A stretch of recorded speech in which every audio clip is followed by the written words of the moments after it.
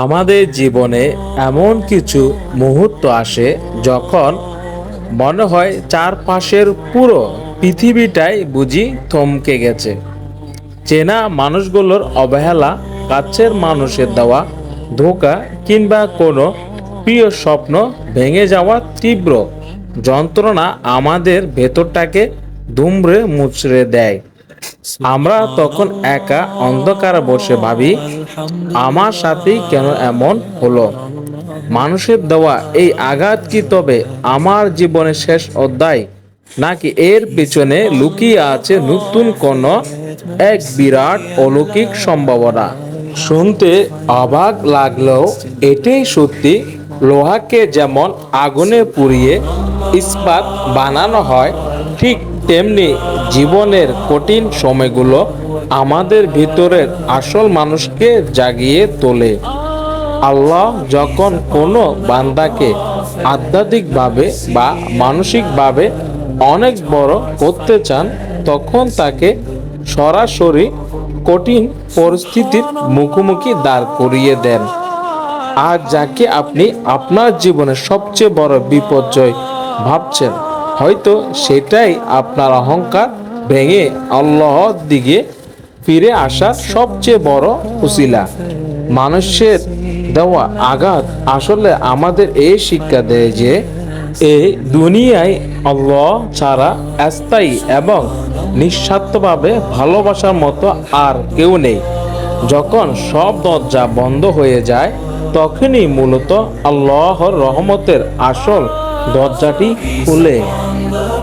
ইতিহাসের দিকে তাকান, আল্লাহ যাদের সবচেয়ে বেশি ভালোবেসেছেন, সে নবী রাসূলদের জীবন কি সহজ ছিল?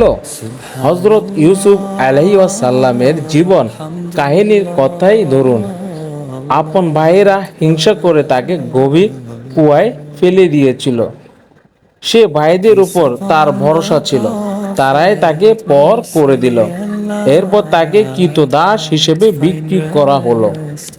যৌবনে মিথ্যা অপবাদে তাকে বছরের পর বছর অন্ধকার কারাগারে বন্দি থাকতে হলো।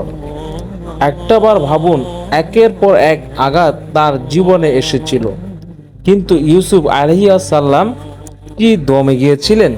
না, তিনি ধৈর্য হারিয়ে ফেলেননি, আল্লাহর প্রতি বিশ্বাস হারাননি। আর এর ফল কি হয়েছিল? সে অন্ধকার কারাগার থেকে বের করে আল্লাহ তাকে পুরো মিশরের খাদ্যমন্ত্রী এবং রাজপ্রাসাদের সর্বোচ্চ আসনে বসিয়েছিলেন।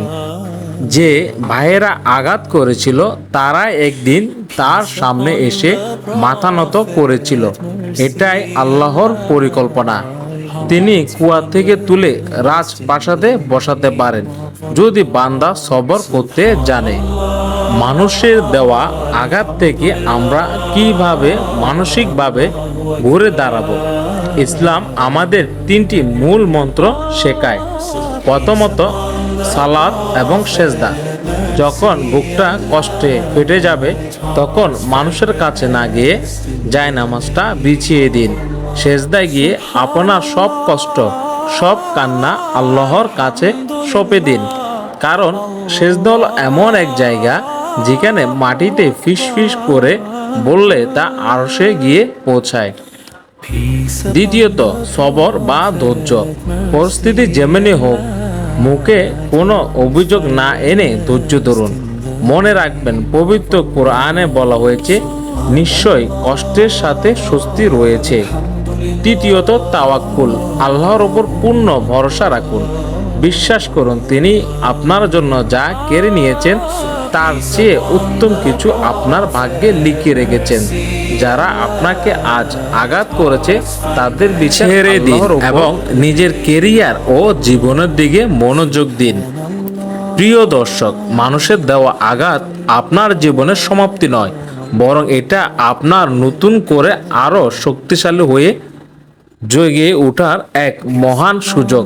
আজ আপনার মন খারাপের দিনে এই ভিডিওটি হয়তো আল্লাহর পক্ষ থেকে একটি বার্তা। ভেঙে পড়বেন না, শক্ত হন। আঘাত থেকে পাওয়া আপনার জীবনের সবচেয়ে বড় শিক্ষাটি কি ছিল?